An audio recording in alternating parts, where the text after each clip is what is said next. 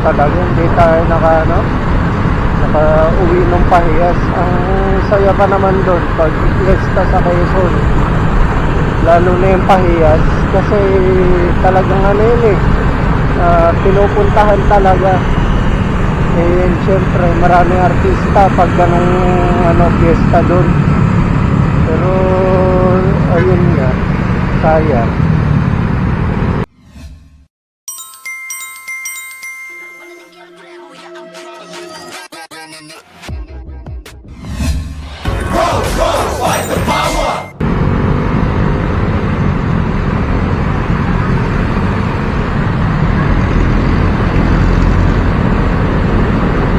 Hindi tayo matraffic.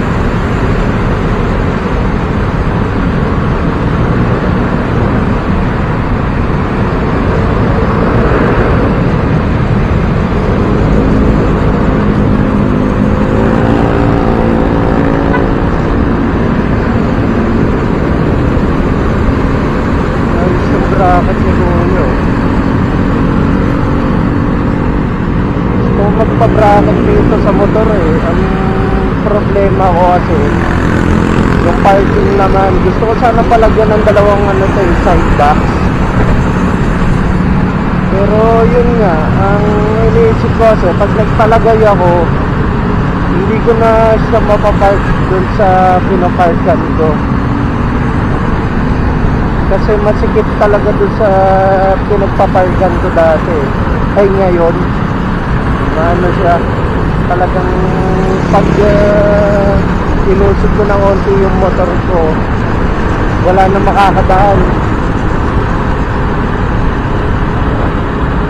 Pero isipin natin paano natin lalagyan ng box, kasi ang hirap na rin magbiyahe ng walang lagayan ng gamit,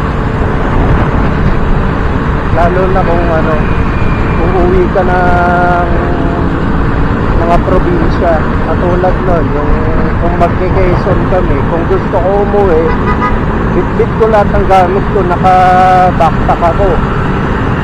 Eh syempre hindi naman komportable, saka mangawit ka kagad, kaya talagang napag-isip-isip kong kumuha ng dalawang side box tapos isang top box. Ay nako, medyo mainit na, pero sana hindi tayo matraffic papasok.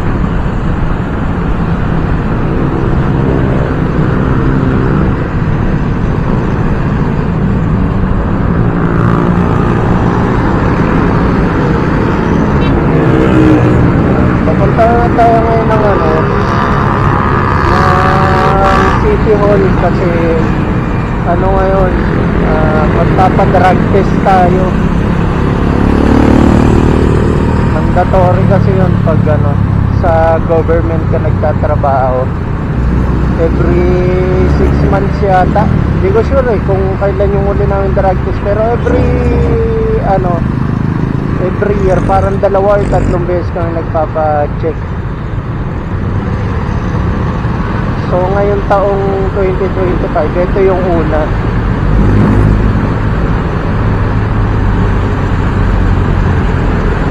Dito na lang tayo.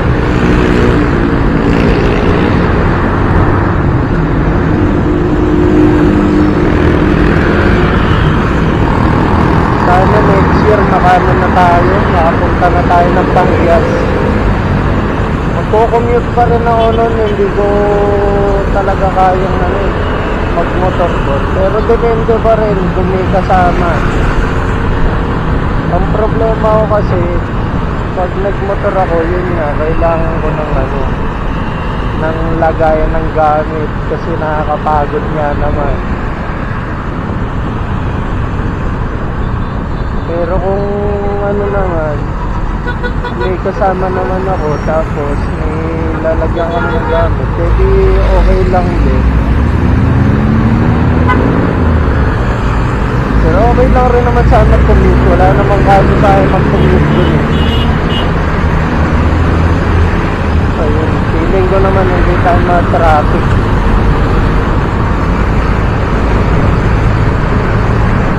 na lang ulit ako nakadaan dito eh. Parang huli ko yata daan dito last month pa. Yung mga kulay ng plaka, hindi ko alam kung ano ibig sabihin yan eh. Kasi, pero may mga nakikita talaga akong ano eh, plaka na may nakalagay na kulay orange, violet, mga ganon. Pero nung may natanong ako, sabi niya ano yun eh, depende kung sa mo inano yung motor. Isang nabili, tama ba? Kung saan mo nga nabili, parang doon nakalis ay doon yung ano nga, yung kulay ng plakaw. Katulad nun, kulay blue. Parang pagputi yata daw, NCR. Pero hindi ko sure yun ah. Nanguhula lang ako, saka nag-base lang ako doon sa sinabi ng kakilala ko.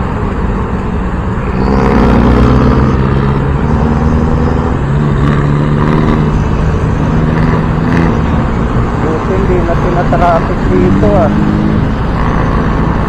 Or dahil masyado pa ako maaga.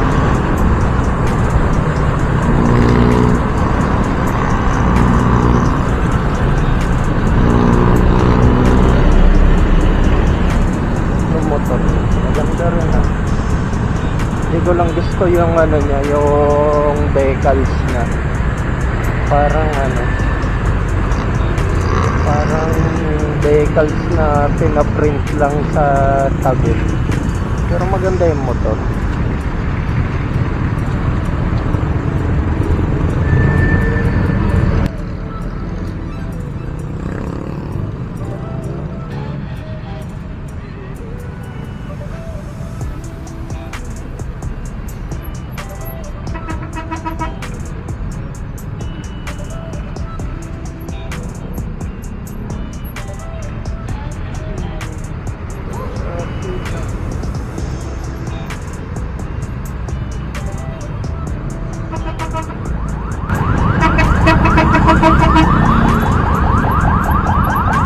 Traffic talaga dito.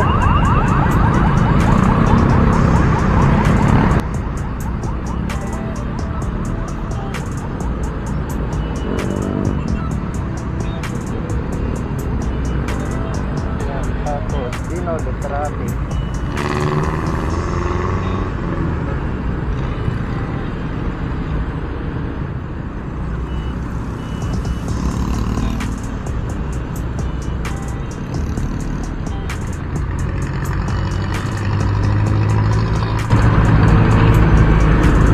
Malapit na tayo. Pagkadating natin ng City Hall, kain muna tayo.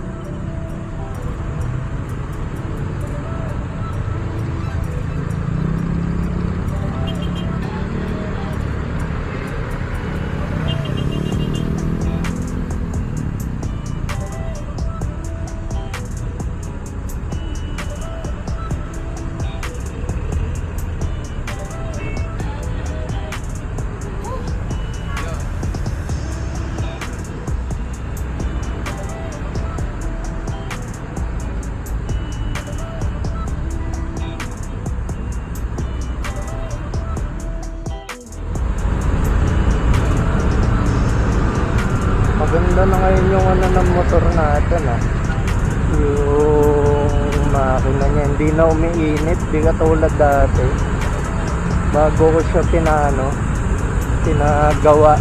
Talagang pag gantong traffic talagang sobrang init niya na. Tapos yung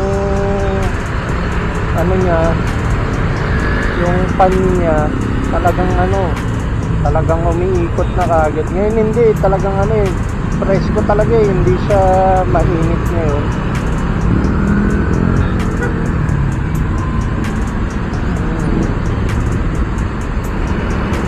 Grabe,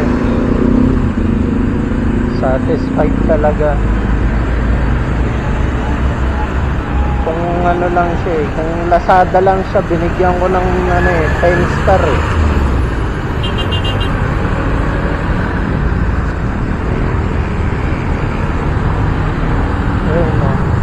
Umiinit pa rin naman yung yung motor, pero hindi siya yung halatang halata Talagang siya, hindi siya yung tumatambay na init.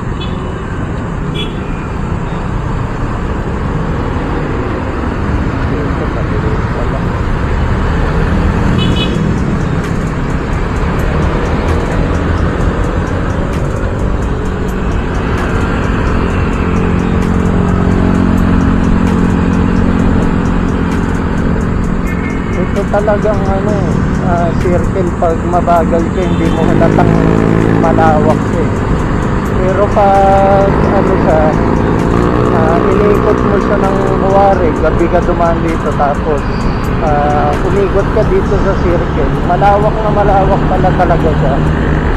Yung feeling mo ang tagal mo umiikot, pero hindi feeling yun, talagang matagal kang umiikot kasi ang lawak talaga ng circle. Dito na tayo. Wala, hindi masyadong traffic ngayon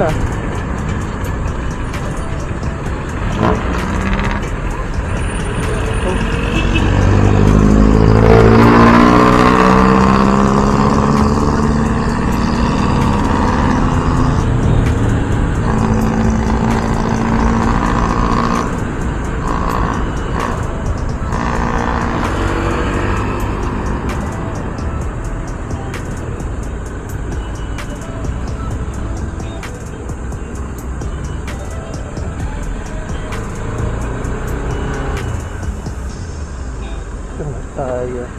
Yung dumaan doon kasi ang lalim dun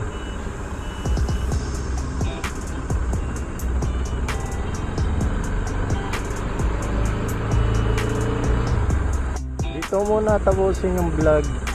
Bye na muna.